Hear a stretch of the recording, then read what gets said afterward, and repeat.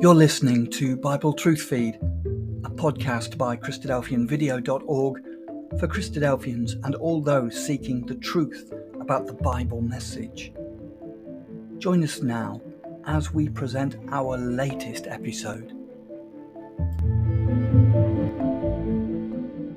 Hello and welcome to the daily Bible readings for July the 8th, which are 1 Samuel 20, Isaiah 64 and Matthew 9. So I will now read with you from 1 Samuel and chapter 20. And David fled from Naioth in Ramah, and came and said before Jonathan, What have I done? What is mine iniquity? And what is my sin before thy father, that he seeketh my life? And he saith unto him, God forbid, thou shalt not die. Behold, my father will do nothing, either great or small, but that he will show it to me. And why should my father hide this thing from me? It is not so. And David sware moreover, and said, Thy father certainly knoweth that I have found grace in thine eyes. And he saith, Let not Jonathan know this, lest he be grieved. But truly as Yahweh liveth, and as thy soul liveth, there is but a step between me and death. Then said Jonathan unto David, Whatsoever thy soul desireth, I will even do it for thee. And David said unto Jonathan, Behold, tomorrow is the new moon, and I should not fail to sit with the king at meat. But let me go, that I may hide myself in the field on the third day at even. If my father at all miss me, then say, David earnestly asked leave of me, that he might run to Bethlehem his city, for there is a yearly sacrifice there for all the family. If he say thus, it is well, thy servant shall have peace. But if he be very wroth, then be sure that evil is determined by him. Therefore thou shalt deal kindly with thy servant, for thou hast brought thy servant into a covenant of Yahweh with thee. Notwithstanding, if there be in me iniquity, slay me thyself, for why shouldest thou bring me to thy father? And Jonathan said, Far be it from thee, for I knew certainly that evil was determined by my father to come upon thee. Then would I not tell it thee? Then David said to Jonathan, Who shall tell me? Or what if thy father answer thee roughly? And Jonathan said unto David, Come, and let us go out into the field. And they went out both of them into the field. And Jonathan said unto David, O Yahweh, God of Israel, when I have sounded my father about the morrow, any time, or the third day, and behold, if there be good toward David, then I will send not unto thee, and show it to thee. Yahweh do so, and much more to Jonathan. But if it please my father to do thee evil, then I show it thee, and send thee away, that thou mayest go in peace, and Yahweh be with thee, as he hath been with my father. And thou shalt not only while yet I live show me the kindness of Yahweh, that I die not.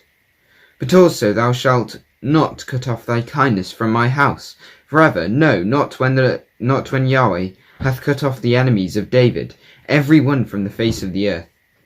So Jonathan made a covenant with the house of David, saying, Let Yahweh even require it at the hand of David's enemies. And Jonathan caused David to swear again, because he loved him, for he loved him as he loved his own soul. Then Jonathan said to David, Tomorrow is the new moon, and thou shalt be missed, because thy seat will be empty. And when thou hast stayed 3 days, then thou shalt go down quickly, and come to the place where thou didst hide thyself, when the business was in hand, and shall remain by the stone Ezel. And I will shoot 3 arrows on the side thereof, as though I shoot at a mark. And behold, I will send a lad, saying, Go find out the arrows. If I expressly say unto the lad, Behold, the arrows are on this side of thee, take them. Then come thou, for there is peace to thee, and no hurt, as Yahweh liveth. But if I say thus unto the young man, Behold, the arrows are beyond thee, go thy way, for Yahweh hath sent thee away. And as touching the matter which I have spoken of, behold, Yahweh between me and thee for ever. So David hid himself in the field, and when the new moon was come, the king sat him down to eat meat. And the king sat upon his seat, as at other times, even upon a seat by the wall.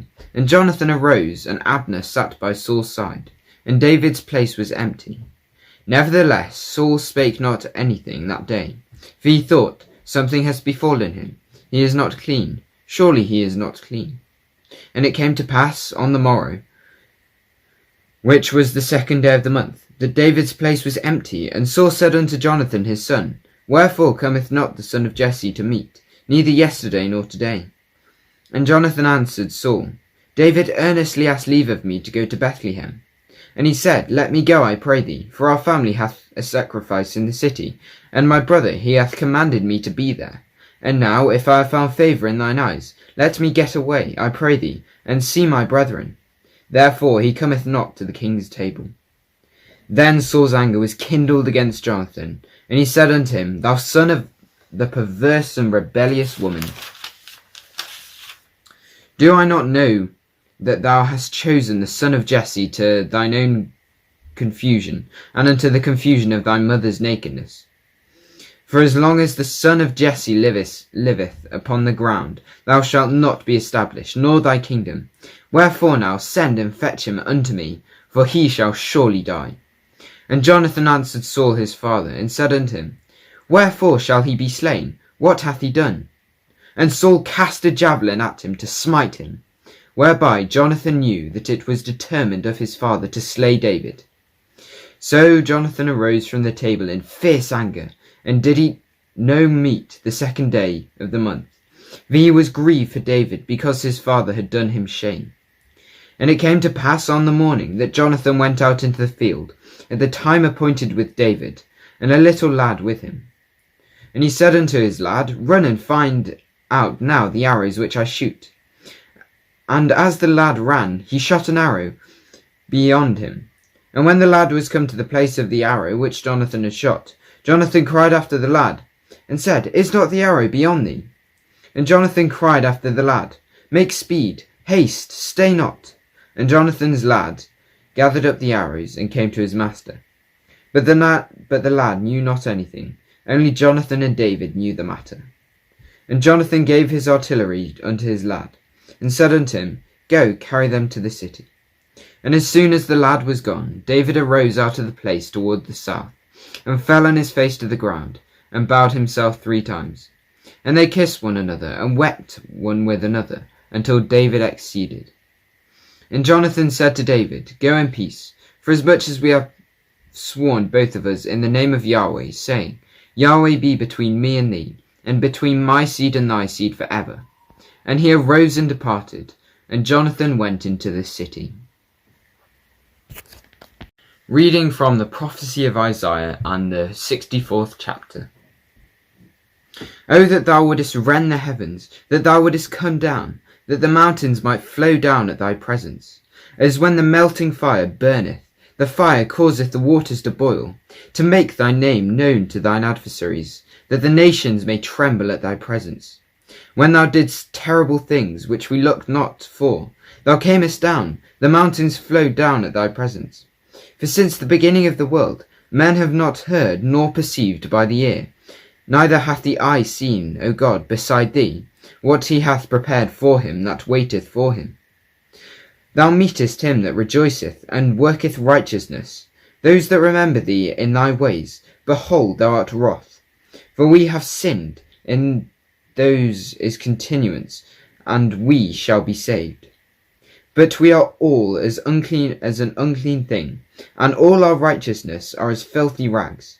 And we do fade, all do fade as a leaf, and our iniquities like the wind have taken us away. And there is none that calleth upon thy name, that stirreth up himself to take hold of thee. For thou hast hid thy face from us, and hast consumed us because of our iniquities. But now, O Yahweh, thou art our Father, we are the clay, and thou our potter, and we are all the work of thy hand. Be not wroth, very sore, O Yahweh, neither remember iniquity for ever. Behold, see, we beseech thee. We are all thy people. Thy holy cities are a wilderness. Zion is a wilderness, Jerusalem a desolation. Our holy and our beautiful house, where our fathers praise thee, is burned up with fire, and all our pleasant things are laid waste. Wilt thou refrain thyself for these things, O Yahweh? Wilt thou hold thy peace, and afflict us very sore? Reading from Matthew's Gospel and chapter 9. And he entered into a ship, and passed over, and came into his own city. And behold, they brought him a man sick of the palsy, lying on a bed. And Jesus, seeing their faith, said unto the sick of the palsy, Son, be of good cheer, thy sins be forgiven thee. And behold, certain of the scribes said within themselves, This man blasphemeth. And Jesus, knowing their thoughts, said, Wherefore think ye evil in your hearts? For whether is easier, to say, Thy sins be forgiven thee, or to say, Arise and walk? But that ye may know that the Son of Man hath power on earth to forgive sins. Then said he to the sick of the palsy, Arise, take up thy bed, and go unto thine house. And he arose and departed to his house. But when the multitude saw it, they marvelled, and glorified God, which had given much power unto men. And as Jesus passed forth from thence, he saw a man named Matthew sitting at the receipt of custom. And he saith unto them, Follow me. And he arose and followed him. And it came to pass, as Jesus sat at meat in the house, behold, many publicans and sinners came and sat down with him and his disciples. And when the Pharisees saw it, they said unto his disciples, Why eateth your master with publicans and sinners?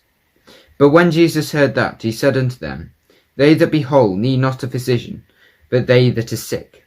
But go ye and learn what that meaneth.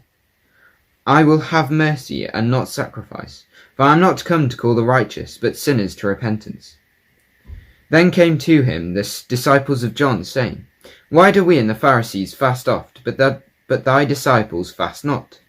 And Jesus said unto them, Can the children of the bride chamber mourn, as long as the bridegroom is with them? But the days will come when the bridegroom shall be taken from them, then they shall fast.